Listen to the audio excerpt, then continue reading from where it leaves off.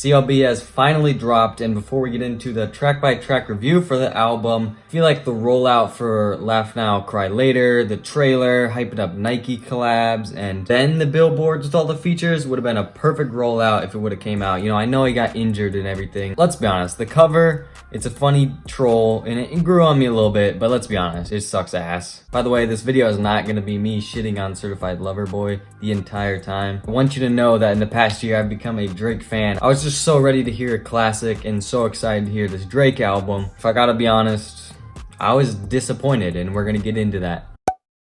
The first song was Champagne Poetry. Drake always has good intros for his albums. I love the sample in the back, and it's a very luxurious type song. He was just spitting on these verses. It's a longer opener. I think this was a good first track and brought us right into the album. Poppy's Home is more of a fun song. It's, you know, made the album 2 for 2 to start off. He's gonna have everyone saying Daddy's Home, bro. And honestly, great production. I'm gonna say that a lot. It's a Drake album. It's gonna be perfectly mixed and have great beats on it. Right away, you get more of a fun, catchy song. Girls Want Girls with Lil Baby. Just, this is where some disappointments come in, because these are the guys who made Yes Indeed and Wants and Needs.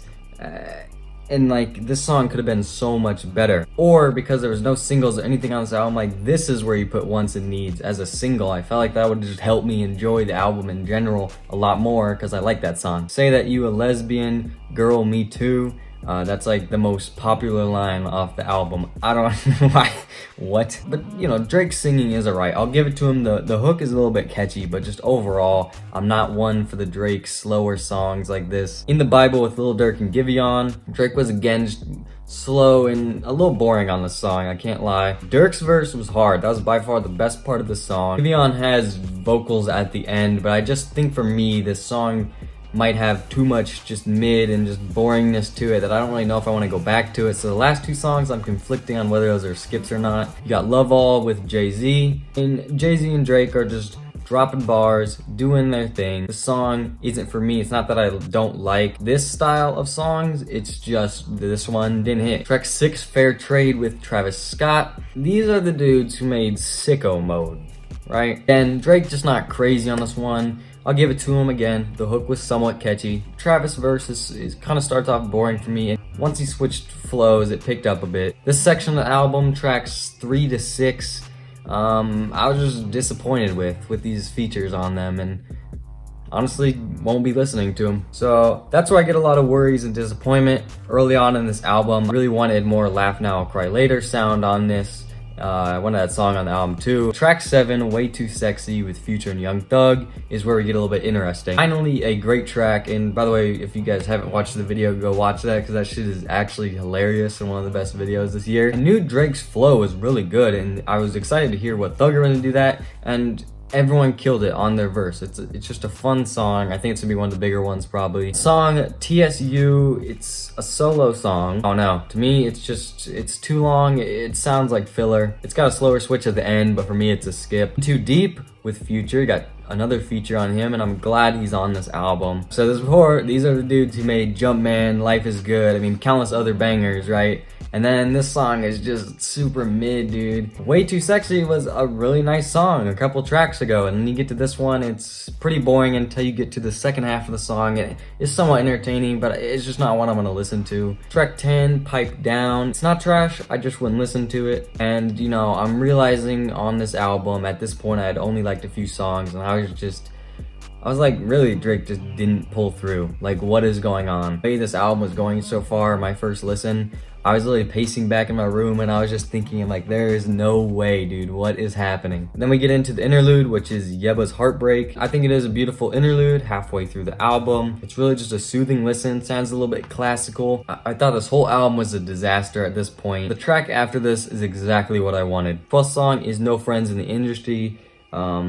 And this one made me so happy. It really is such a banger and reminds me of the features and songs Drake has dropped all year that have been fire. This is by far one of the best songs on the album. I just wanted more stuff to sound like this, and this song is obviously at Kanye and other rappers and saying how he's on top of the game. You get into Knife Talk with 21 Savage and Project Pat, which actually sounds like it was made around the time of Savage Mode 2. Even the production sounds like it as well. 21 does pretty decent, especially on the little hook that he had, but I just like the fact that they go back and forth on the verses. It is a solid song. It's 7 a.m. on Bridal Path, which a lot of people like, because when you get a time and place song from Drake, you exactly know what to expect. You know it's gonna have you locked in listening to the lyrics. Overall, the style song is great. For me, Race My Mind is just boring. If I wanted this type of track, I would just go listen to the one right before it. 16, Fountains, featuring Tem. This one's actually got a little bit of a funky beat. Drake's singing, Tems has the vocals as well. I thought they're alright, you know, it's a groovy song. 17, Get Along Better with Ty Dolla $ign. You know, it's chill. I knew we were gonna get this type of music on an album called Certified Lover Boy. I just wish it was better. I just wish that it had replay value. I guess through all the slower songs I said that were skips, this is probably one of the better ones. And for me, we just hit another dry streak in the album until we get to You Only Live Twice, which is featuring Rick Ross